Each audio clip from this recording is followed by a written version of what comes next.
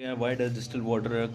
Not conduct electricity but rain water does. तो देखो, जब रेन वाटर होता है ना, तो जब वो क्लाउड से फॉर्म होता है, तो कहीं ना कहीं पहले तो जब वाटर है वो क्लाउड कैसे बना, जो ओशियन का वाटर जिसके अंदर कहीं ना कहीं का जो सॉल्ट सब्सटेंस है वो सब इवापोरेट होकर ऊपर में गए, ठीक। उसके बाद जब वो क्लाउड फॉर्म हुआ, ठीक है, तो ये जो क्लाउड कंडेंस हुआ, इसके जब ये रेन ड्रॉप में आएगा, तो कहीं ना कहीं हमारे जो एटमोसफियर में जो इंडस्ट्री से निकले हुए हार्मफुल केमिकल्स होते हैं, जिनके अंदर सॉल्ट्स होते हैं, बहुत सारे एसिड्स होते हैं, वो सब हवा में, और उसके बाद जब कार्बन डाइऑक्साइड हवा में, तो ये जब पानी कंटेंट में आएगा तो कुछ कुछ अमाउंट इसके अंदर ऐड कर देंगे। सो जब ये वाटर कंटेंट करेगा तो इसके अंदर कुछ आयंस होंगे, और ये आयंस कहाँ से आए,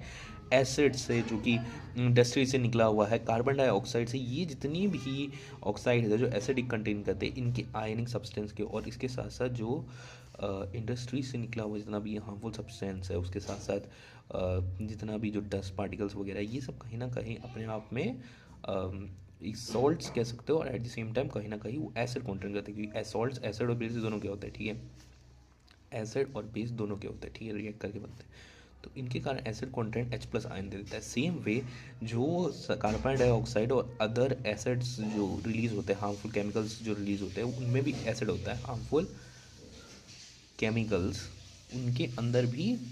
एसिड होता है, ठीक है। और ये एसिड कहाँ से आया, एसिड होता है, ये एसिड कहाँ से आया, ये एक एसिड होता है, तो ये एसिड कहाँ से आया, इंडस्ट्रीज से रिलीज हुआ, जो इंडस्ट्रीज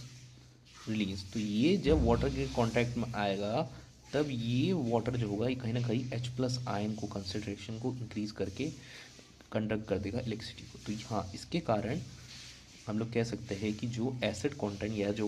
अलग अलग टाइप के सॉल्ट या अलग अलग टाइप के जो सब्सटेंस अवेलेबल है, उनके अंदर में डिजॉल्व वाटर इन वाटर हो जाता है, वो रेन वाटर के अंदर डिजॉल्व हो जाता है, इसलिए वो कंडक्ट करते हैं। बल्कि जो डिस्टिल वाटर है उसमें कुछ नहीं होता, इसलिए वो कंडक्ट नहीं कर सकते, ठीक है। तो acid, harmful chemical, carbon dioxide और अदर डस्ट पार्टिकल्स, और जो अलग अलग कॉन्सेंट्रेशन जिनके अंदर एसिड कंटेंट, वो कहीं ना कहीं H प्लस देके इलेक्ट्रिसिटी को कंडक्ट करवा है, बेसिकली आयंस दे देगा जो कि इलेक्ट्रिसिटी कंडक्ट कर लेंगे,